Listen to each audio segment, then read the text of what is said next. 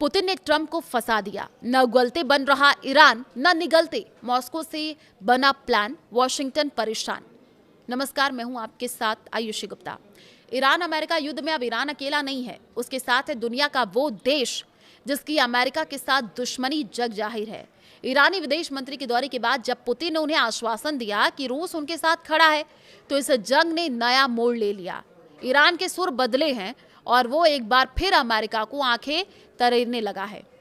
America के सामने Iran ने 3 शर्तें रखी हैं और अरागची ने मॉस्को में जाकर के बयान दिया कि अमेरिका की हाई डिमांड की वजह से समझौता नहीं हो पाया।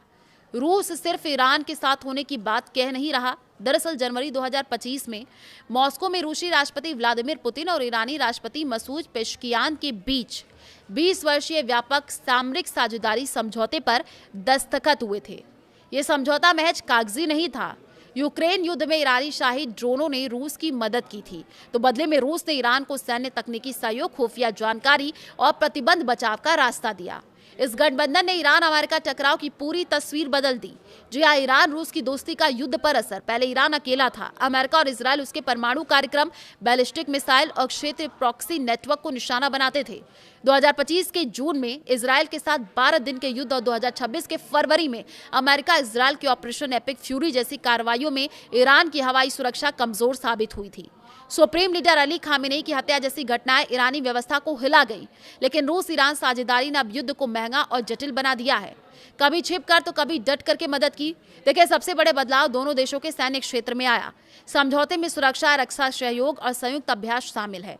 रूस ने ईरान को Su-35 fighter jet, S-400 air defence system और वर्बा मंडपैच जैसे उन्नत प्रणालियों की आपूर्ति और निर्माण शुरू किया।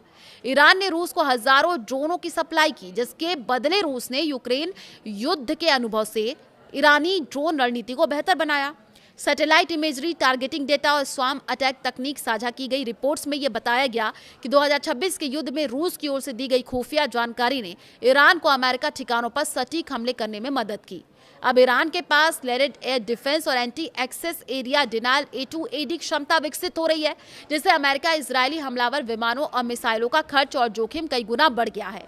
राजनीतिक रूप से गठबंधन ने अमेरिका के लिए अकेले पड़े ईरान के साथ दे दिए हैं। वॉशिंगटन को सिर्फ तेहरान से नहीं, बल्कि मॉस्को, तेहरान, बीजिंग की धुरी से 2-2 हाथ करने पड़ रहे हैं। ब्रिक्स और बहुध्रुवीय दुनिया का नारा अब व्यावहारिक हो गया है। रूस ईरान आर्थिक सहयोग से प्रतिबंधों का असर कम हुआ है। कैस्पियन सागर मार्ग से तेल गैस व्यापार, वैकल्पिक भुगतान प्रणाली और ऊर्जा समन्वय ने ईरान को सांस ली। हॉर्मुज बंद होने पर वैश्विक तेल कीमतें बढ़ती हैं, जो रूस की अर्थव्यवस्था को फायदा पहुंचाती हैं। अब कैसे डोनाल्ड ट्रंप को पुतिन फंसा रहे हैं, ये सवाल है।